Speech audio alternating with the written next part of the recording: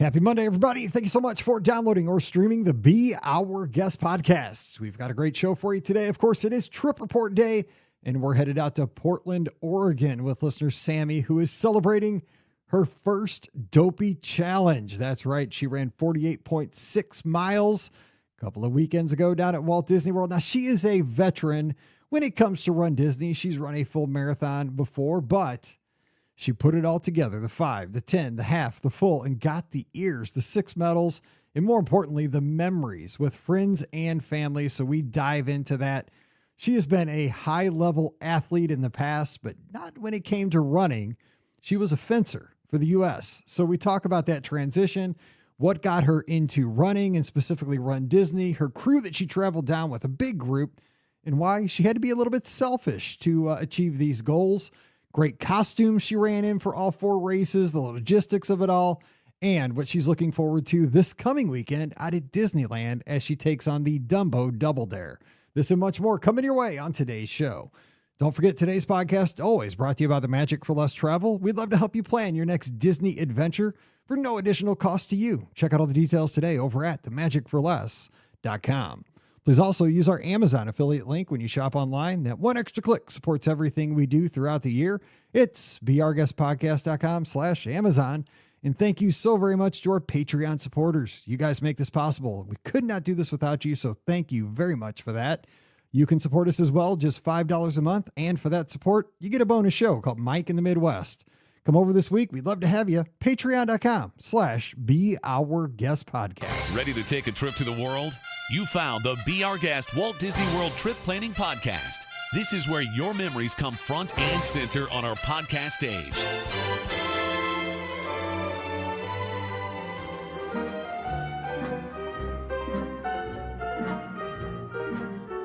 Welcome to episode 2631 of the Be Our Guest Walt Disney World Trip Planning Podcast. I'm your host, Mike Rallman from beourguestpodcast.com and one of the senior agents over at the Magic for Less Travel. Happy Monday to you. Hope you're having a great start to your week. And the weekend was awesome. And everybody down south, hope you've dug out by now. 9 inches of snow in the panhandle of Florida, and snowmen, which I got to spell that out, S-N-E-A-U-X, for all those folks down in Louisiana. Yes, I saw your snowmen with those beads, and I even saw a snowman that had Fireball in his hand. I'm not just saying you guys you do you, Brian Kelly snowman. I'm just saying you guys having a good time down there, but hope you've dug out by this time. The weekend's passed. It's great, though. I mean, it's fun to see Southerners having a good time in the snow. Just don't get behind the wheel. That was ugly. You shouldn't do that. But we're back. We're going to have a good time today. It's Trip Report Day, and we're going to have a good time because a lot of us just got back from Marathon Weekend, and more of us headed out to Walt Disney World. We're headed out to Disneyland this weekend to run in the Disneyland half marathon races. Not to say that I'm excited, but God, I love going to Disneyland. It is so fun, and that's where I'm headed on Wednesday. So today, we're recapping a first-time Dopey Challenge finisher, but not a first-time marathoner. We're going to have a great time. We're headed out to Portland, Oregon with listener Sammy. Sammy, happy Monday. What's up? Happy Monday. I just want to say I'm still riding the high of the Dopey Challenge. Yes. Finished it, did it at my training pace, which blew my mind. Honestly, the hardest part of it is keeping the pace up, and had a great time. And I think I'm going to ride this all the way into the Dumbo Challenge at Disneyland. And that's what you do, ding for you. So, dare I say, like, what your pace was? I mean, do you want to share? Were you Yeah, absolutely. I'm a run walker, so I do a 45-second run, 45-second walk. And so we generally end up around 13:30 to 14 minutes. That's a good pace. Okay, so we're going to get into all that today because I just want to talk about, like, the journey and also the mindset into getting into this, because you got an interesting backstory too. And you're going to go, like you said, we talked in the pre-show, you're getting out to Disneyland to kind of do what I'm doing too. We did Dopey, and now we're going to do Dumbo Double Dare here this weekend, which I think is fun. Last year was crazy though. Last year was insanity where I came home for 2.5 days, worked for like 2.5 days, got another airplane. And at 50 years old, dude, that is insanity to fly across the country. Because talk about locking up when you're 6'3" on a Southwest flight. Dude, whatever. That was, I should have got a medal from Southwest for, not being able to walk when I landed at LAX. That's what I'm saying. And when I got home, but we're going to do that. So let's learn a little bit about you though, so we can kind of talk about this trip, and then we'll get into maybe a little bit of Disneyland. But what motivated you to decide to take this on? Because you are an athlete. You're actually a very competitive athlete. But what got you interested in Dopey and completing your first Dopey a couple of weeks ago? So I used to be a fencer for the United States. And then once I went to grad school, kind of the itch of being an athlete doesn't leave you. And I tried a bunch of different things to fill that hole in my life. Really hated running. Same. Despised it as an athlete, did not enjoy it whatsoever. But I had a friend in grad school in my program that started running and started running with her. We did not start out as run walkers. Which was a mistake. Should have started out right from there from the beginning, because that works better for our training, our bodies, our lives now. And so we just continued to run and got into it as a kind of social sport. And we got to this year's sign up. Well, I guess, 2024 April, how early you have to do it. And ended up signing up for Dopey. We originally wanted to do Goofy because it was just the 20-year celebration. And we were like, that seems fine. But as Run Disney races do, they sell out. And so because it was a special year, the Goofy sold out really fast. And we got into the portal and Dopey was there. And we said, you know what, let's do it. What's another 6.2 miles among friends? It seems that simple, and it's not. It's not.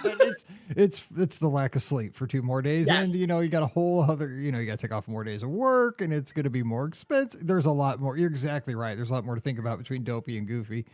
Backstory, though, was it the races that you went down for to kind of get into it? I'm going to touch on something else you mentioned, but were you a Disney fan, like a hardcore Disney fan before this, or was it the running that got you down to Walt Disney World? How did that work out? So I have been connected to Disney my whole life. My mom used to go down to Florida for work conferences, and so she would take me along. I didn't understand that other kids didn't do this. I just thought, there's a million kids at Disneyland. They must all be doing the same thing as I'm doing.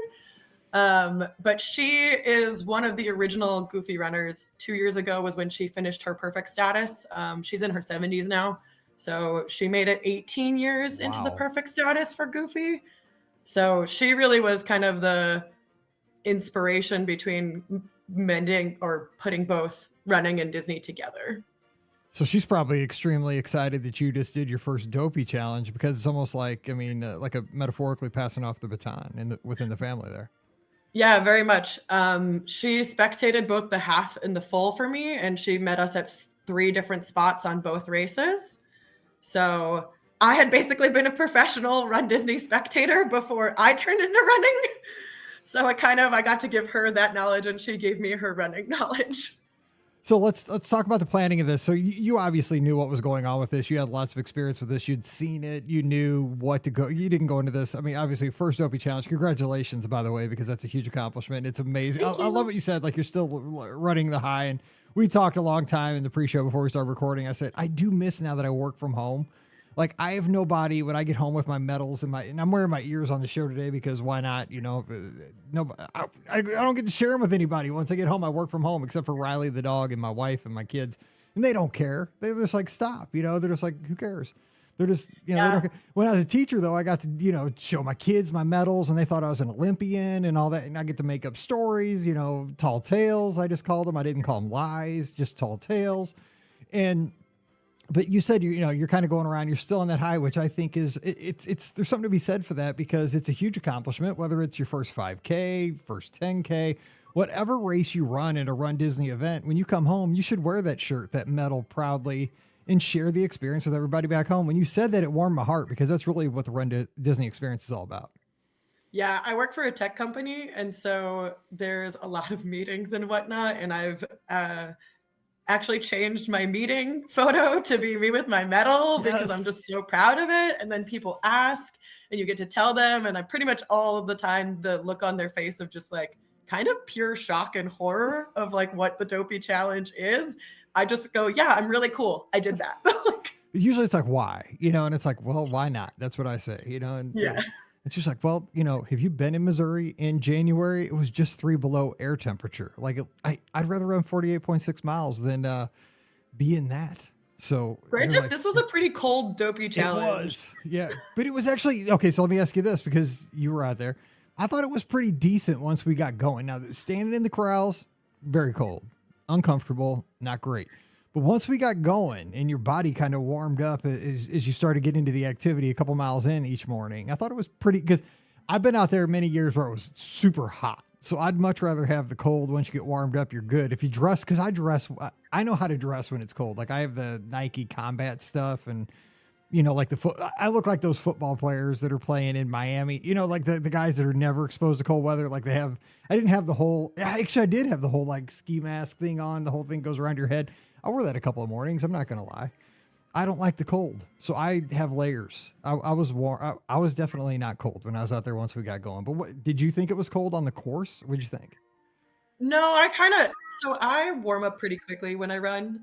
My running partner makes fun of me out here in Oregon. I will wear like one long sleeve for our long runs, and she's in 3 to 4 layers. Yeah. So I run pretty hot. So the cold is actually nice to the start for me. So I kind of agree with you on that. I did not appreciate the rain for the half marathon day. That was just no bueno. Exactly. But I think other than that, I actually enjoyed this temperature one. My first marathon at Disney was in 2023, and that was too hot. Yes. So I would much take the cold of this past. For real. Those of us that have been scarred by the heat were like, yeah, we can take the cold, because you can just, keep your throwaway stuff on a little bit longer if you have to, whatever. But once you get hot, you're hot and you're toast. All right. So let's talk a little background though. So how did you decide like the mechanics? Because you're coming all the way from the West Coast out to Walt Disney World. How did you plan to get yourself in a good spot? Like where did you stay, and what kind of a plan did you come up with to kind of save your legs? Like what was the strategy going into your first, because you're a marathoner, you know how this is going to go, but now you had to save up for 48.6 miles, but also the whole logistics of, okay, I got to get up 4 mornings. I got to be in a good spot nutritionally, things like that. What were you thinking before you left Oregon? Well, that's a lot of questions. It is, but I mean, it's because I've done it 9 times now, so I kind of have a plan. Yeah. But I mean, like a first timer now, I'm wondering what your thoughts were. Like, where'd you stay first of all? So I'll start with like getting out there. We flew out Tuesday to give ourselves a couple. We stayed at Pop Century, which was my first time doing Pop for a race weekend, and I never want to stay anywhere else. That's a great place. It was the best race weekend experience I've ever been a part of. The volunteer and cast member that do the buses in the morning are just unlike anything. And I've stayed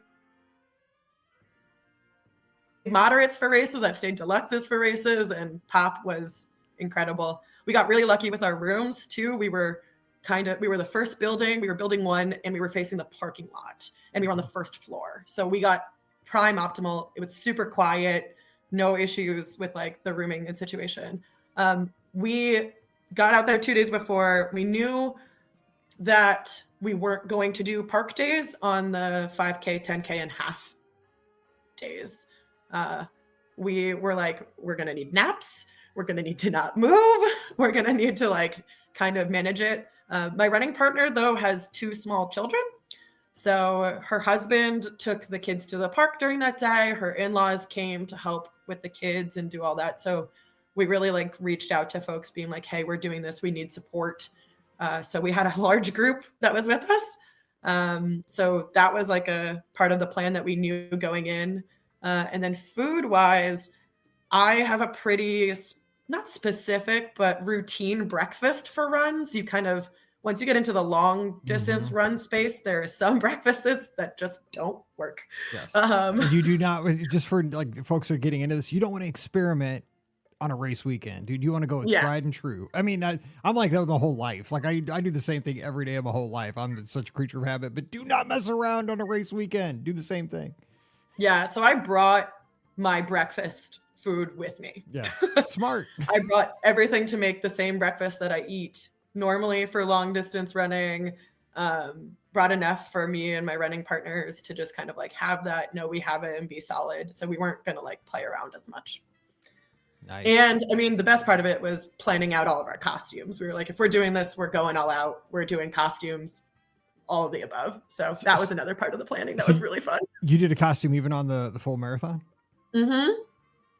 So let's skip ahead though. So how did that work out? I mean, because the thing is, like, Scott one time ran like his Mickey Mouse, that real hot year, the year that they even, I think it was the year they cut the course at Blizzard Beach because it was so hot.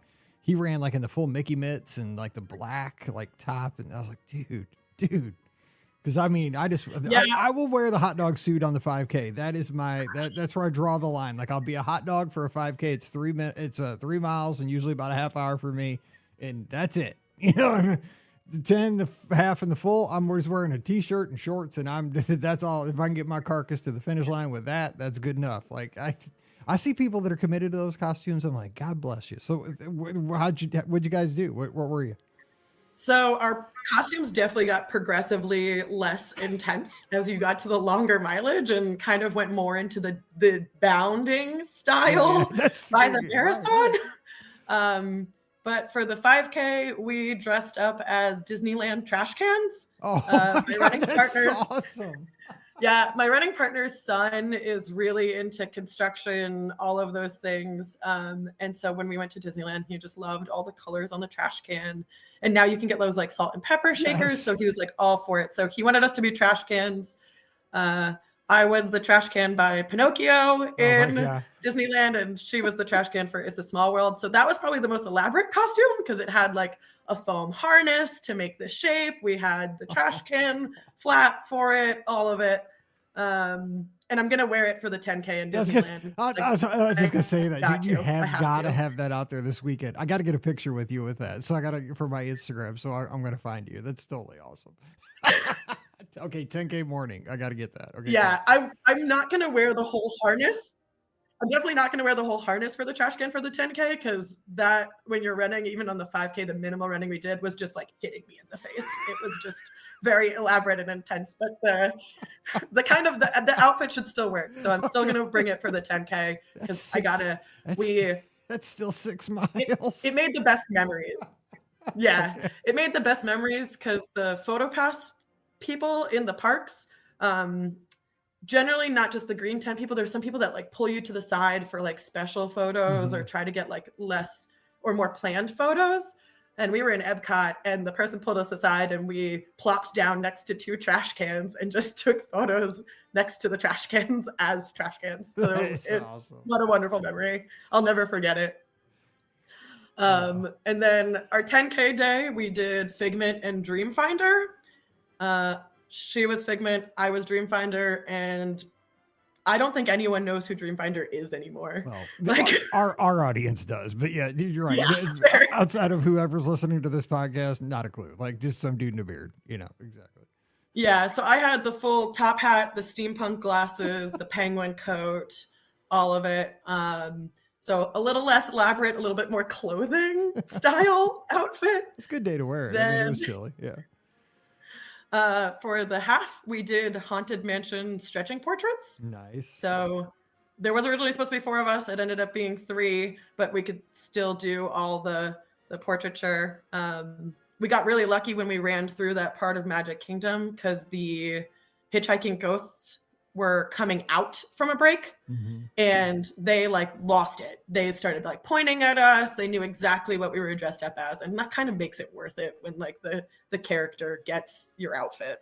You know the sad thing, because I did Dopey too. I ran through the Magic Kingdom, didn't see him either time because I was just like, I don't pay attention. Like I'm running. I zone out. Like, you know, I'm in the Magic Kingdom. Everybody's like, did you see the hitchhiking ghost? I'm like, no, neither time.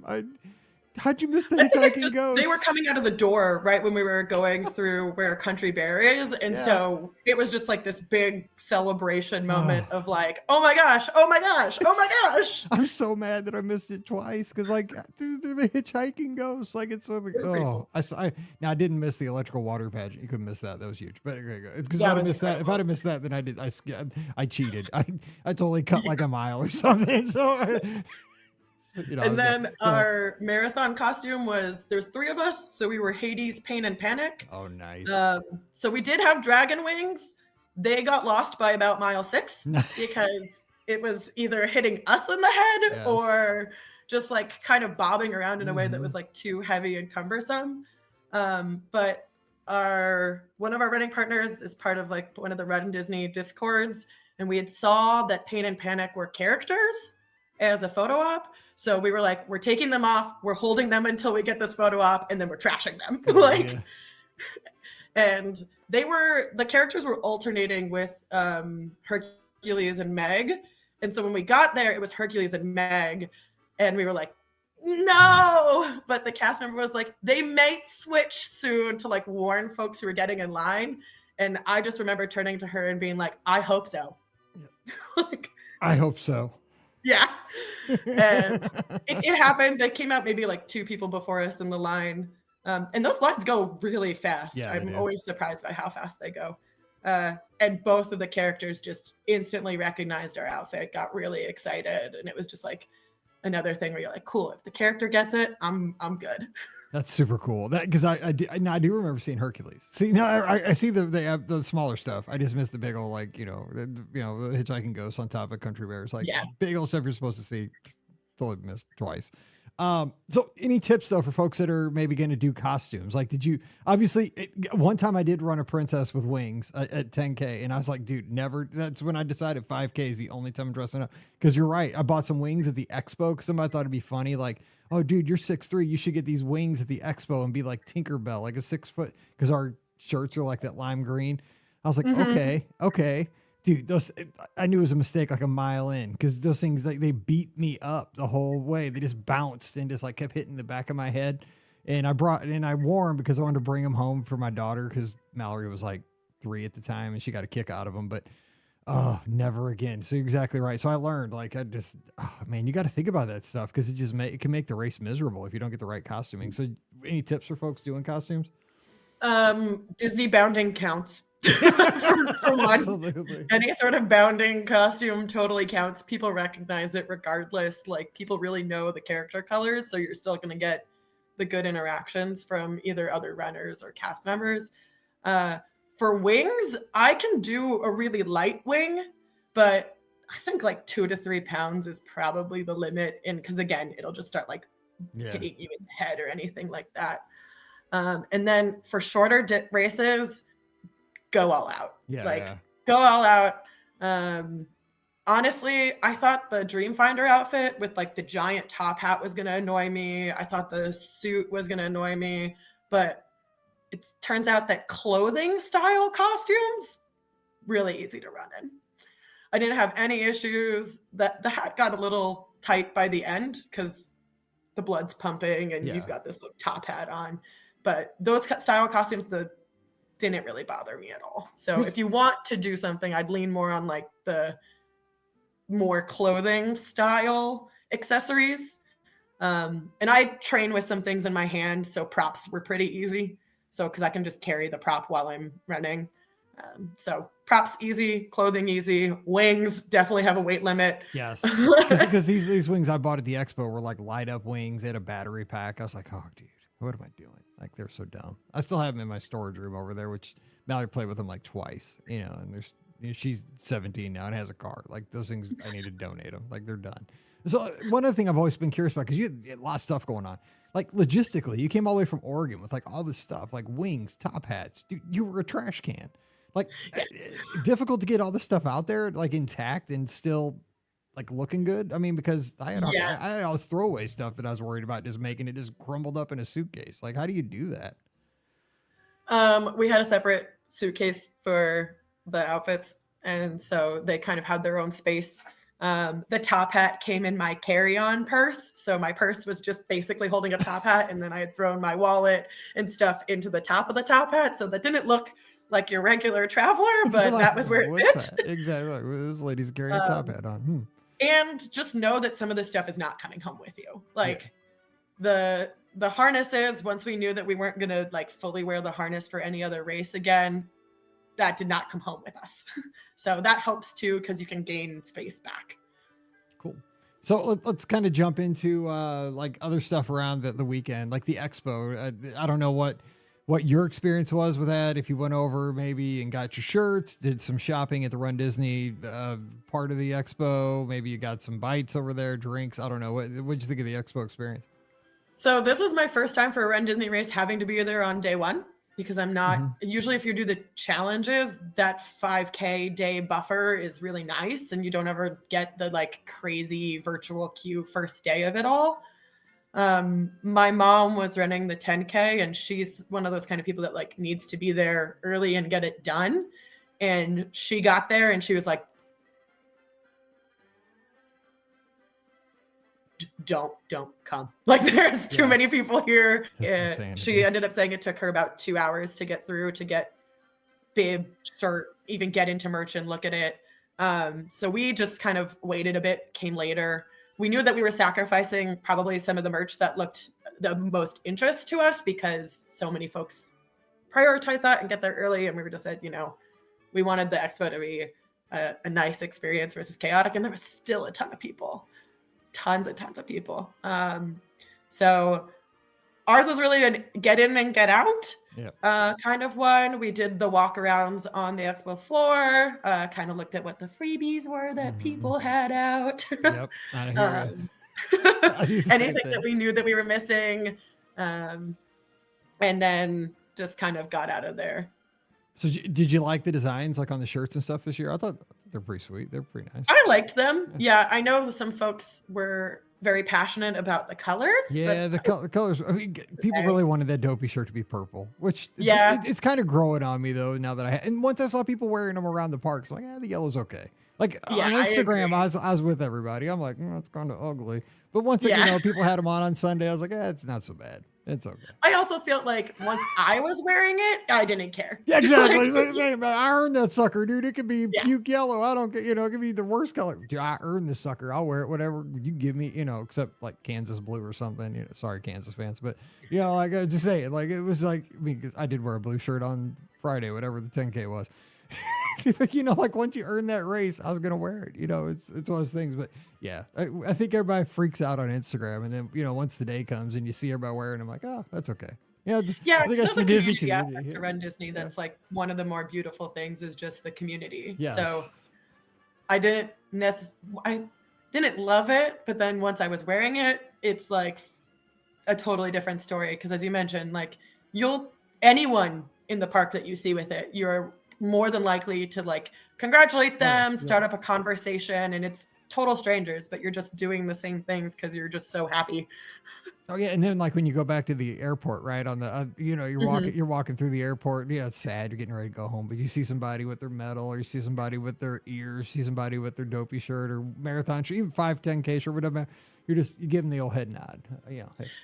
Since we were missing the park days during the race days, we stayed later to do our park days. So we did 2 park days afterwards. So most of our airport interactions was actually flying down. There was a ton of folks on our plane because Portland to Florida is 1 direct flight a day. So pretty much at least 10 people we struck up a conversation with because they'd have a Run Disney thing, a Dopey jacket, something like that. So that's where all of the airport was for us. So let me speak to that for a second, because I think that is super exciting, because I also, I always take the flight I call it the Dopey flight out of St. Louis, right? Because I always take the first flight on Wednesday down, because we have about 7 or 8 flights a day from St. Louis to Orlando. Now there's about 3 or 4 nonstops, but there's about 7 or 8 total each day to Orlando. So we got a lot, but the first flight on that Wednesday is like the hardcore people that are going to do Dopey. Like I see a lot of people, the same people every year, because I've done it so many times now. And you see like all the people in their marathon jackets. It's always like Run Disney stuff. And there's an excitement even at the gate, like it's like, okay, marathon weekend's kicking off, because, people are in their sneakers and stuff, and they got their gear. And to me, that's kind of when the weekend starts, right? There's, like you said, I mean, you mentioned it earlier, there's like a Run Disney camaraderie with everybody getting into it, and it just builds from the moment you get to the airport all the way through the whole. I like that feel, and I think you get that because it kind of gives me a taste of when I used to be an athlete, because once you get older and you get out of this for a little bit, you still want a taste of that, but there's few and far places to kind of find it anymore. And I think Run Disney gives you just a little bit of that, where you can find it here. Yeah, I think I probably felt more popular than when I was an athlete. I did a pretty niche sport, especially at the time. So if I had on my like USA gear, I don't even think people knew. That's a what shame. I was doing. See, that's wrong. I mean, come on now. You should have. That's a shame. But I will totally agree, because meeting the folks on Wednesday, they were like, this person, they're on the same flight with me every single year. Like, they know each other from that flight. So I can fully corroborate what you're saying. And like, it was cool to be a part of it, especially as soon as we told someone that we were first-time dopiers, they wanted to give us all the tips. Yes. They wanted to ask how we were feeling. They were like, is there anything you're scared of doing? Do you want to know? And we're like, well, we've done the races before. So, and it's not our first marathon. So they're like, oh, you're way ahead of the game. Yeah. I know. There's one thing runners like to talk about. It's like to give advice to other runners. I'm just saying, hey, I get it. I mean, that's one of our faults. We do. So what was a highlight though? Would you say, because you've done this before, so it wasn't like a first kind of rodeo, like, we could dive into this for somebody that's never done the races. You've been there, kind of done that with the marathon. So it was just a matter of getting the whole thing and putting it all together. But as a whole, from the whole experience of the 48.6, the 4 mornings, was there anything that surprised you? Anything that stands out that you want to share that, maybe it was a challenge you weren't expecting, or unexpected surprise from the whole experience? The biggest challenge was how selfish you have to be with your time, with resting, with doing anything to recover, or, you have people there that love you and support you and are there to experience this with you, but they're not going to want to just take a nap and hang out and do nothing. So you have to be super selfish to be like, I'm not doing this. Like, have a great time. I will see you when I'm done. That was a bigger challenge than anticipated. Because you kind of just feel bad because they're there out of love. Yes. So that was like, it's a weird feeling. The most surprising thing was someone had told me really early on to think of the Dopey challenge. They are a perfect Dopey runner. So I'll preface it with that, which they had a wonderful time. They were one of the bibs though that got impacted. That's crazy. And so that they were like, if this impacts my perfect status. I mean, because like I'm not perfect. My bib was totally fine. Like mine did not. But I'm just regular Joe Blow, and like the people that are perfect, they had all kinds of problems. I'm like, something's wrong with that picture. Theirs should be fine. Mine. I felt a little bit bad because I also had a fine bib. Exactly. Mine should have been screwed up. I know, that's what I was thinking. But anyway, go ahead. But their advice going into it, and it's stuff I'd seen before too, is that the training is the challenge and the race is the celebration. Yes. And I was like, this is some mantra stuff that people tell themselves to make it easier. There's no way. Like, it's still a marathon. Yeah. It's still a half marathon. But they were right. I just didn't know how to explain how celebratory running felt. And I haven't had that experience running before. And I think it's just because there's such a specificity to what you're doing in Dopey. I'm not Boston qualifying any of these races. Me neither. Yeah. I'm real. So, I'm just lucky to get to the end. Yeah, I'm fine. Yeah. My goal wasn't to like PR any of the races. It's really about completion and feeling like I trained well enough to complete it and feel good. And they were totally right. The training was really the challenge. And I felt like a total celebration running the races. You made 2 great points there. One is like that, and I've said this on the show for many years, that the races are the victory lap, right? As long as you put in the time leading up to the races, as long as you're not cheating yourself on the training. Like, you don't have to train yourself like you're some Olympic athlete. Run Disney doesn't require that. But you also can't cheat yourself on the training, because then you're going to let yourself down when you get down there for the Run Disney event, because you do put yourself in kind of a mental anxiety of, will I get swept? Will I struggle on the course? Whatever distance you're doing, it doesn't have to be the Dopey Challenge. It could be the Dumbo Double Dare. It could be just a 5 or 10K. You're just not going to enjoy the experience. But if you put the, as they say, the straws in the barn or the hays in the barn, whatever, before you go down, as long as you've put in the work before you leave home, you get to enjoy the whole weekend, because the courses are, you tend to run faster when you're on the course, because they're giving you Powerade, they're giving you water. People are cheering you. When in life do people cheer you on? Like, you're doing all, complete strangers. You're killing it. You're doing great. Like, you give me a shot of that, man. I'm like, blah, blah, blah. I'm like, I love a compliment. So oh my God, me too. It's like, I don't know you, but you're telling me I'm awesome. Like, let's roll, man. I'm like, I could run an 8-minute mile for like 10 seconds right now. And then I'm back there, slow as dirt, but hey, it's awesome. And you got cool stuff to see. You're running through places you love. And it is, it's just one of those things, but as long as you do the training from back home, you're so good. And that point about being selfish is a great one that I haven't really considered, but you're so right. And I think that's why, I hate to say this, but I was totally alone when I was on this trip this past year. Scott wasn't even there, Wade wasn't even there this year, and I missed him so much. My family wasn't there, and they've quit coming down for the past few years because my wife teaches and so forth. And it was mentally so relaxing because I wasn't worried about ever trying to meet up with anybody or meet with anybody's schedules. I was absolutely on my own. So I kept off my legs more than I ever had any other year. And Sunday was so much easier. Don't get me wrong, 26 miles on a 51-year-old set of legs is hard. But I kept off my legs more than I ever did, and it made it way more, less taxing than it was in a few years past. And it was the selfish thing is exactly right. I guess you have to force yourself, but it is a sacrifice because when you're there with friends and family, you're at a place like Walt Disney World. There's just so many temptations to go on attractions, go here, go there, and everybody wants to do their thing. That's something I don't think we've ever mentioned on the show. But so did you feel bad about it? Did you have a conversation about that before you left? We did. So there was 3 runners, and our whole group was 14 people. Wow. So the non-runners to runners definitely outweighed. And we just had a really strong conversation ahead of time of, this is what we're going to do. Like, please don't feel bad. Mm-hmm. Like, it has nothing to do with the fact that we don't want to spend time with you. For my partner, my running partner, for her, she was like, I love to have you here because you can help make this magical for my kids when I can't go to the park with them. And so I think once folks kind of like, if you have that conversation with them and repeat it, it helps, but you still feel the guilt of being selfish, but it makes a huge difference. We kind of messed up on the first couple of days thinking like, oh, we've only ran 3 miles, 6 miles. We have a little bit of leeway. That was terrible. When it came to the half day, we basically didn't move afterwards, and it made a huge difference. Yeah, because if people are thinking about doing this in 26 or years beyond when you listen to the show, it's not the miles you run or the miles or anything like that at the race weekend. What it is, it's the thing you got to measure is time on feet. I 100% believe this. It's the thing that'll kill you worse than running or walking is standing in lines. Standing will kill you.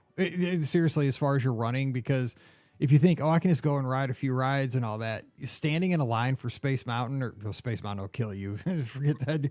That will grind you. Don't do that on a race weekend. Standing in line though for say, I don't know, just Small World for like 30 minutes and then hopping over to Peter Pan for 45. Just being on your feet for a long time will just zap your legs worse than anything. At least that's what I've experienced over the past like 5, 6, 7 years. It's not necessarily, I looked down at my Apple Watch and I only did 12 miles today, so I should be pretty good. It's time on feet. So you got to watch it. You got to stay off your legs, sit down at a restaurant, sit down at your hotel, just get off your feet. That's the biggest thing I've learned. You kind of figure that out too. Yeah. The most shocking morning was the 10K morning. Honestly, I was like, why am I so tired? I ran a 5K. I mostly walked a 5K. Yeah. I was like, why am I so physically tired? And my friend was like, that's what it is. Like, it's the physical tiredness of the day. Your body is trained to do this. Your legs can do it. There's just so many other factors that can make you so tired. And that was the scariest day. I was just like, holy moly, is this every morning? It did get better. But that was the like shock one of like, I don't know how people like can wake up like this. It's scary too when you're by yourself. I had like 4 alarms set. I was just like, because when Scott's there, we always call each other, or like we text each other. It's always you up, and then we always text. Yep, that's all we do. You up? Yep, and then we're good. Like we'll see you on the bus. But like if one of us doesn't text back, then it's a call, and then if not, we beat on each other's door because we're usually at the same hotel. So we have like a backup plan. But I was like by myself, man. If that alarm didn't go off, I was like, I came back and took a nap after the half marathon, and I fell asleep for like 2 hours. I woke up and it was the 10K because it was still dark in the room because I had the drapes pulled and it was like pitch black. And I woke up, it was like 9:15 or something. And I was like, oh my, I didn't know if it was 9:15 a.m. or p.m. and I didn't know what day it was. I thought I missed the marathon. I was like, Yeah. for a second I had a heart attack. I was like, oh my gosh, like I just totally missed the marathon. I lost my Dopey. I've been looking forward to this for a year. Yeah. So it's good to have somebody there kind of looking out for you. So I'll call this the curse of the 10K day then, because there's Oh. something about that second day that because just, you have, I mean, like, you know what I'm saying? Like runners have all these nightmares about all the, because logistically, there's a lot of stuff that can go wrong. Or, I mean, like with your costuming and with, you know, when you check your luggage, I mean, like I split my sneakers, right? I put because I had 2 check bags. I put one set in one luggage, one set in the other, just in case. And, you know, my good friend Simon from the UK, they lost his luggage. His sneakers didn't show up for like 5 days. That's my worst nightmare. that's my worst nightmare. I mean, I traveled with my sneakers in my backpack. So I was like, I don't need any clothes. Exactly. Like, I just need my sneakers. Don't play. I mean, worst case, I just go buy a new pair because I did run I was an idiot. First time I put my shoes on was the 5K, but it worked. I mean, but I'm dumb. You know, people say don't do that, and I'm an idiot, but it's okay. Not recommended. Don't do, like my grandpa said, do as I say, don't do as I do. That's my grandpa always said.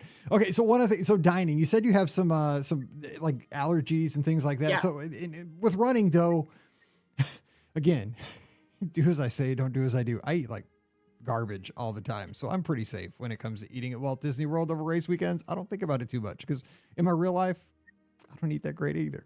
But what were your strategies? You go to any good restaurants over the weekend? What'd you think? Yes, definitely. So I have an allergy to gluten, dairy, fresh fruit, and turmeric. You know, real random things to throw into the pot there. I don't even know what that is.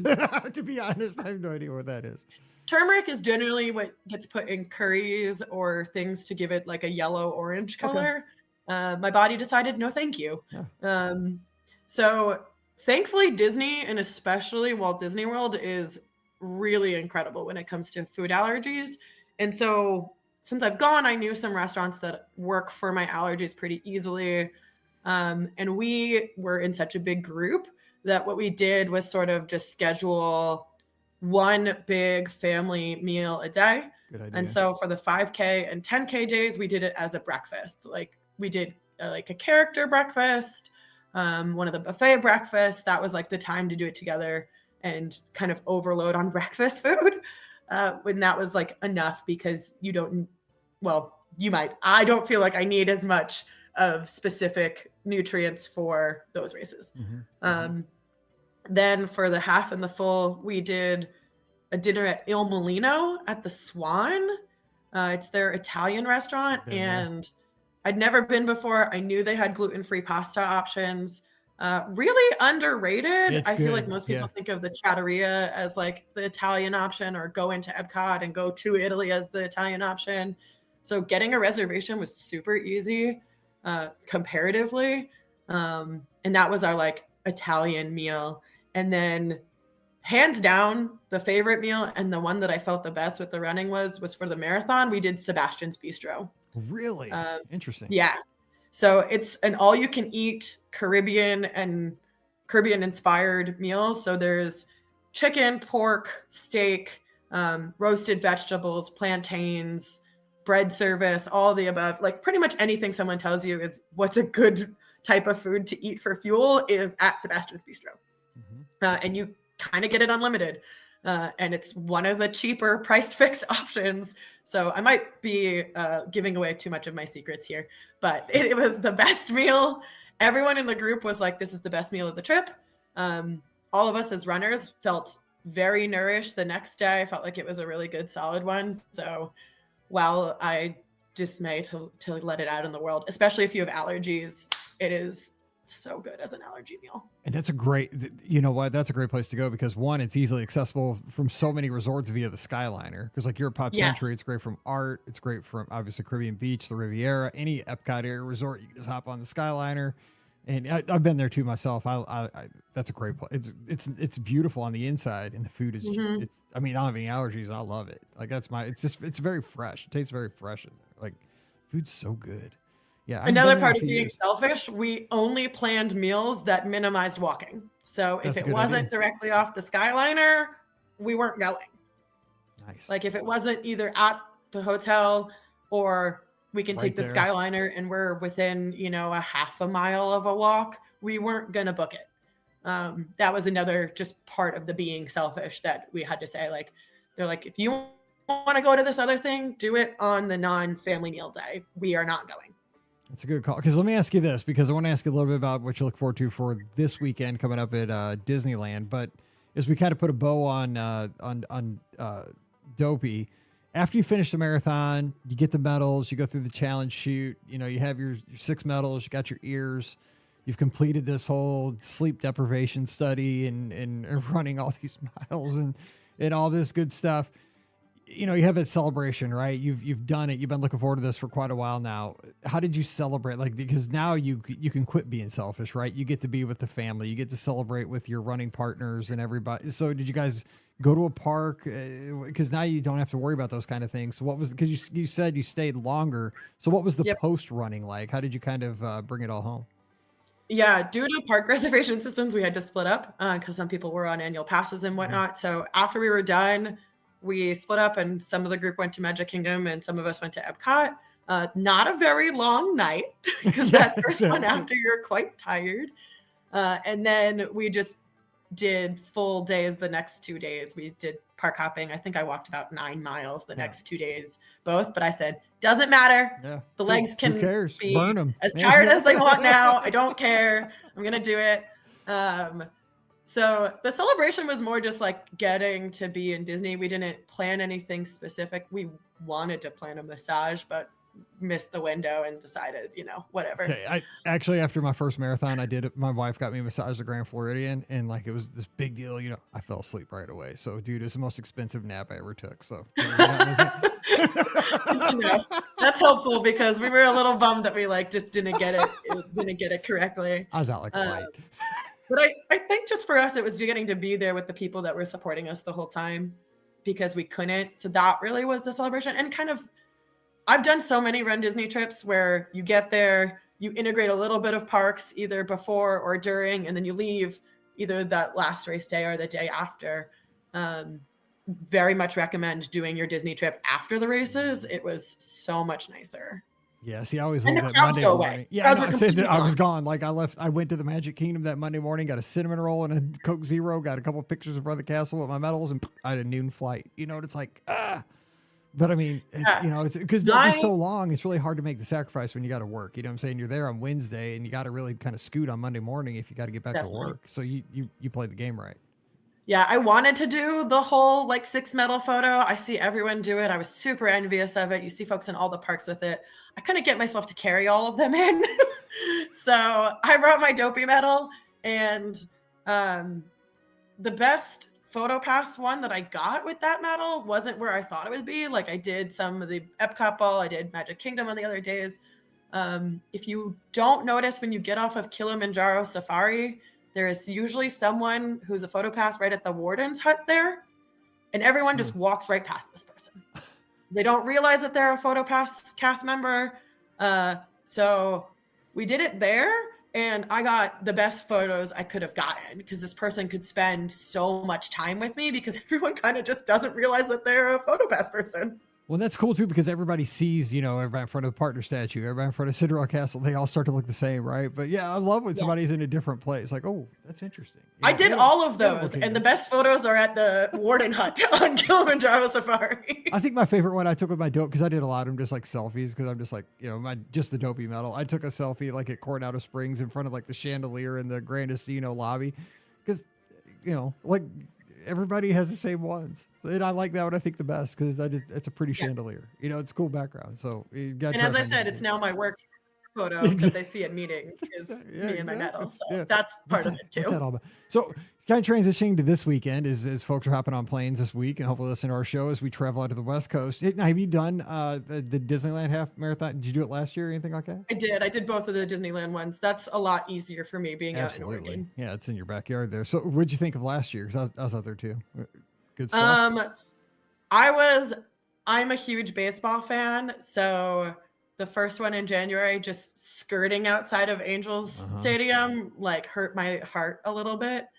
And then in September, there was the heat wave. I heard about that. Yeah, see, So I did the one last year in January, but I did not do the one in September because it's football season, so I didn't sign up for that. But yeah, dude, I'm glad I didn't because it I was no could joke, not have but done that. No. I I the course got to go through Angel Stadium, and that was the highlight for me. I like lost it. I was so excited.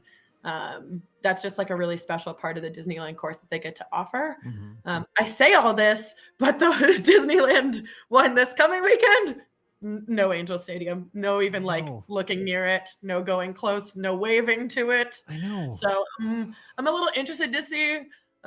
Folks are claiming that this is a much flatter course. I don't remember it being Joe, that were you hilly pretty last flat? year. I mean, I don't mind hills too much. I mean, I'm not that. I mean, I run a treadmill I never train outside, so I'm on a treadmill, so I'm not a big hill guy. But like on a course, they don't kill me too much. But I'm with you. Like I'm a huge baseball fan, and that was one of the things I always wanted to do was run through the Big A, right? Because I mean, Yeah. Ohtani played there, Trout, Pujols for That a was while because I'm a incredible. a Pujols fan from St. Louis, right? I mean, anytime I get into a baseball stadium, rock on. Like my first trip to Disneyland, we went to a Dodgers game, because that was like a mecca for me to just go to Chavez Ravine. And so I was really bummed. And at least, like you said, last year we got to see the parking lot. I was like, oh, it's the outside of the Big A. That's pretty cool. I didn't realize how close it was to Disneyland because like Yeah. we came out of the parking lot and like, oh, holy crap, 1 mile to go. Yeah, I you're was like, like, what is going at on? that Are we point. already back? I was like, we're mile Yeah. 12. I was like, this is crazy. And so yeah, it was fun, but I'll be honest, I never look at the courses before we go. So I just they shoot the gun and I just kind of follow the crowd and see what's going on. So, is there anything you're really looking forward to this weekend coming up as far as like 5? 'Cause I've never done the 5. Have you done the 5K? Everybody says it's the best race. So I have done the 5 and 10K before. My mom's perfect status was not just goofy. So she's no longer perfect in any of these races except for Wine and Dine, but she was perfect for Goofy, Wine and Dine, Princess, and the Tinkerbell half when it was Ooh, in man, Disneyland. she's like And the royalty. Avengers one, but that was much more short-lived. Hey, Um, I'm perfect in the Tower of Terror. The 10 miler. 13 miler, and 10 miler. But back when it was 13. I'm That's my perfect. favorite race. Yeah, that it was. That was was my good, but favorite I'm race was perfect. the I'm Tower perfect, Terror 10 yeah. miler. I'm perfect in that one, whatever it was. Yeah. They used to have it, so it doesn't really count. It was like 3 times, 4 times. So I'd done the 5K and 10K when she was perfect in Tinkerbell. And just because that's almost all the parks for them, and it is great. It is totally, totally great. So I'm a little jealous of the folks with the 5K because you start on Main Street USA now. That's what I like heard. new. I just don't know logistically how that's going to happen. I mean, They did that's it for what I thought. September for the Halloween one with the heat wave, and that was, I think, the first time potentially. And you my understanding was you go to the turnstiles and you go through the turnstiles, like you just go into the park, and the That is corrals are crazy. set up along Main Street. So That is wild. I do wish I could experience that. See, because last year I was like, I'm not going to do the 5K because I'm just going to do the 10 and the half. Like, I'll save that extra day because I can work one extra day back home. But then I got out there and I'm like, what's one extra day in this whole insanity of doing dopey and then coming out to the West? So this year I signed up for the 5K too. And I'm like, I'm so glad because everybody's like, oh, you didn't sign up for the best race. I'm like, what are you talking about? The best race is 5K? Like, yes. So Full yeah. circle, I'm probably most excited to wear my trash can costume again. See, and that's epic. I mean, cool because it's coming home, right? I mean, it's Yeah. coming back to Pinocchio's and all that stuff. It's a small world. Yeah. Is your partner running too? No? Yes? Sorry? Is your partner No, running it's with just you? me. Just you? That's the disadvantage is this is probably the first Run Disney race in 5+ years that I won't have my running partner with me. I'm going with my mom and my family. We're doing it as sort of like a family trip, and I don't know how I'll feel without my running partner. Tell me. I'm so used to running with them. We call it gossip pace. We talk the whole time. I don't know what I'm gonna do. You'll make it. I know Scotty G wasn't there, but you make it. Scott texts me all the time and stuff like that. So he's there virtually and the thing is, for the Disneyland trip, he'll be in Vegas. So I keep telling him, dude, you're in the backyard. I have a room. It's a queen room. Like I got a whole separate bed. Come on. Like, dude, just hop an extra flight. You're like so close. So you never know. Scotty G could be. I mean, he doesn't have and he had a chance to get a bib. Somebody's like, I have an extra bib. I could get you somehow, like through a charity. No fundraising. I'm like, Scott, That would have been Quit your perfect. job. He's like, dude, I got a family. I'm like, quit your job. No, he's just kidding. That was Yeah. our marathon weekend, but we're insane with all this. So as we kind of wrap up, it's been so much fun. I love talking about this. So when you're going out, you said you're staying at the Grand California. I mean, that's going to be I am. so. I mean, right there, that's something to look forward to. But I mean, anything else you're excited for this weekend? Definitely the Grand. I got the opportunity to stay there when it first opened, and I've never stayed there since. So this will be kind of like the first time getting to do that again. Um, it's going to be nice to do it with my family. My mom will be there, my cousin will be there, my niece will be there. So it'll be nice to kind of bring together some family members I don't get to see very frequently. And I haven't decided yet, but part of it with running on my own, it's like, do I want to challenge myself and maybe actually try to get a PR in something? Like, I don't know. I don't know. Turn and burn, baby. Let's go. Yeah. Not in the trash can. No, don't do that. No, not in the trash can. But I'm telling folks that I'm putting the welcome mat out for that to happen. If it happens, it happens. But if it doesn't, I think, this will just be something for me to see with running races on my own. I haven't done that in a long time. I'm very fortunate to get to run with my running partner. So that's opportunity, though. I'm saying, it's a chance. Opening the welcome mat, putting the welcome mat out for the chance. When things happen, you got to seize the day. But I will say, so when I finished Dopey, right, you got all the photo, like you mentioned, all the PhotoPass photographers on the course and at the finish lines and stuff. I got my, finished picture for the marathon, crossing the line. And I always, at this point, I've done so many of the races, right? I know, like, you got to get your hand up early when you're going across the finish line so you can get that picture looking like, like, yeah. So I do that. Well, I wore tights on the marathon because it was, like I said, it was kind of chilly that day. So I had my tights on and I had like long sleeves on. And it's an epic picture, except in my tights, at my right knee, I have this big hole in my tights. And so it looks so dumb because I got a big hole in my knee. Well, that hole was well earned in the 10K last year out of Disneyland. So if you're in the 10K, be careful because I was running backstage at over at DCA. There's a big old speed hump back at DCA, like backstage. And I mean, they're always saying, caution runners, speed bump ahead. They said it like for, 5 minutes before you get to it, but they say it so much, like I totally blocked it out. I bit it so hard on that thing and I was bleeding and cast members come running out from like all four corners of the world. Sir, are you okay? I'm like, yeah, I'm fine. I'm just an idiot and I'm embarrassed. Like, just let me, I was trying to run a PR that day because it was like cold and I'm like, I'm burning this thing. Nope. So I'm more mad about that. I tore my favorite pair of tights and then I still wore them for the marathon because I'm like, this is my favorite pair of tights. But then in the picture, I'm like, God, that'd be a good picture if I didn't have a hole in my stupid tights. That's really good. Yeah, Since you didn't do the September one, I think you'll notice a lot of the changes. There was a lot of hiccups in that first January one last year of them just like starting up running again in Disneyland. And I felt that they were very much fixed, good, quote unquote, by September. Fine, yeah. Heat wave aside. I don't think we're getting that. I'm looking forward to that. Like, I think the logistics and the smoothness will be nice to have again. Cars Land is just, I mean, for somebody like me that doesn't do Disneyland very often, like running through Cars Land is just, I mean, it like takes your breath away. It's Cars Land, the pier. It's just so beautiful. It's unmatched. I mean, it really is. It's unmatched. Real quick though, before we go, because you're more of you're a Disneyland expert. We have a lot of folks running Disneyland for the very first time this weekend. What tips would you give them just for like maybe park touring, dining, anything like folks that don't do Disneyland very often for somebody that's been out there a lot?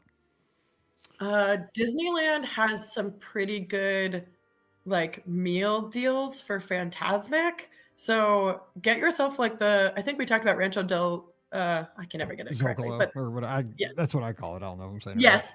Right. They have a Fantasmic meal plan there and it's so good for runners. Like it's just such a good amount of food and it's a quick service meal plan, which you don't really get like that quick service option in Florida. And do not be afraid to not eat in the parks, but eat at the hotels. The Craftsman Bar at the Grand Californian is always easy to get into. The pizzas are really big and they're really good fuel. They have gluten-free pizza. So if you have allergies, it's still possible. And then Goofy's Kitchen at the Disneyland Hotel is the best. It's like one of the best meals that like I've had as a race fuel as well. So I think because of the way it's so integrated into Anaheim, people either want to like eat in the park because they're there. But the hotels have really good food options for race fuel for sure. I'm really curious to try that grape maple over at over at I tried it last year when I went down. It was fine. Was it? Yeah, I think it was solid food, but I would probably go back to Craftsman. Yeah. See, I'm just kind of like I'm a simpleton. Like it seems like it was like kind of like there's like breakfast. They had like breakfast food on the menu, kind of like stuff like that. It's like a breakfast lunch. Yeah, it's kind not exactly brunch. Very much breakfast lunch, but like it's more along those veins. So like you're gonna get a solid meal. I just prefer the other ones. Yeah. I'll tell you what though, at Disneyland you can't go wrong because you can just snack all day. That's the whole thing about it. Is that's one thing I noticed out there is you can just like that one stand back in the back corner of the Disneyland park where you can get a baked potato. You know, like it's a baked potato stand. Holy cow! Like I do use the baked potato for race fuel sometimes because they're technically not an allergy-friendly stand. So if you have severe allergies, it's really harder to make the modifications. But a baked potato really works for race fuel as well, and it's not like a tiny like russet potato. It's like a supersized, yeah, it is. Like built up, bulky. I don't know. It's huge. It's huge. Yeah. It's so funny too because like I was telling Scott this last year when we were out there for the race. It's like it's so weird because I don't know what it is, but when you're at a theme park, like an ear of corn at Disneyland looks like the best thing in the world. Like I'm from Missouri, dude. We have corn all the time. Like there's Iowa's right north of us, dude. The whole state's made of corn. Like it's not a big deal. But when I get to Disney, I'm like, dang, that looks like it looks pretty good there, ear of corn. And then you go back there and like it's a baked potato, dude.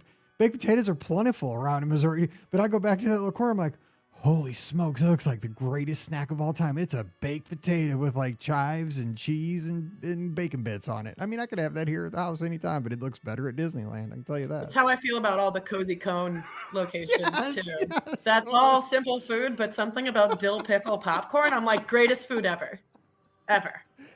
They figured it out. They're just selling us the stuff from home for like 3 times the price. That's why it's the atmosphere. It's the atmosphere is what it is. Well, Sammy, hey, thanks for coming on the show. I cannot wait. I hope to get to run into you out at Disneyland this weekend. It's going to be a lot of fun. Let's look for the trash can. That sounds We'll so find weird. each other for the trash can. I'll be a hot dog in the 5K. So, well, Okay. you're going to be there on Thursday, Friday? No, whatever it is? it'll be for the 10K. Okay. Well, so I'll see you at the 10K. I'll just be in the regular lizard shirt. So I'm tall. So simple to find. So we'll catch you and safe travels out there. And thanks for sharing all these memories. It's been a ton of fun. And one more time, congratulations, and keep telling people you did 48.6 miles. Wear them out. That's what we do. Yeah, I'm really cool. We're really cool people. I appreciate it. All right. Don't forget today's show brought to you by the Magic for Less Travel. We'd love to help you plan your next Walt Disney World, Disneyland, Disney Cruise Line, or Adventures by Disney vacation for no additional cost to you. Check out all the details today over at themagicforless.com. Please also use our Amazon affiliate link when you shop online. That one extra click supports everything we do throughout the year. It's beourguestpodcast.com/Amazon. And thank you so much to our Patreon supporters. You guys make these shows possible.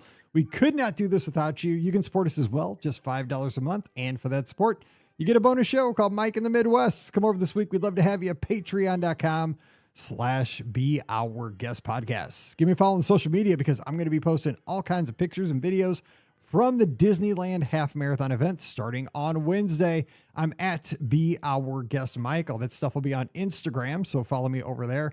Also, you can follow me on Facebook at Mike Rallman and also at the Be Our Guest Podcast on Facebook. And I'm also on Twitter at Be Our Guest Mike, so follow me over there as well. Let's see what else. No live show this Sunday night because I'll just be getting back from... Actually, I get back on Monday, so it'll be really hard to do a live show because I'll be at Disneyland having a good time on Sunday night. I'll just be riding rides and having a good time. I can't wait. I'm so excited. Probably eating baked potatoes. Possibly. I'll definitely be having ice cream from Gibson Girl. That's my jam every night. But let's see. I think that's about it. So, join us in the clubhouse. That's where we hang out all the time. beourguestpodcast.com/clubhouse. It's our free Discord channel. We just hang out and have a good time, share pictures, thoughts, life. It's like our cheers. So come on over for that as well. All right. We're going to have a great show for you this Wednesday. List your questions. Friday will be a fun show as well. So we'll see you then. So for Sammy out in Oregon, I'm Mike here in Missouri. You guys have a great week and safe travels out to Disneyland. Stay safe, stay healthy, and we'll see you real soon. You've been listening to the Be Our Guest Walt Disney World Trip Planning Podcast. If you have questions, comments, or would like to be a guest on the show, please visit our website at beourguestpodcast.com. Thanks for listening, and we'll see you real soon.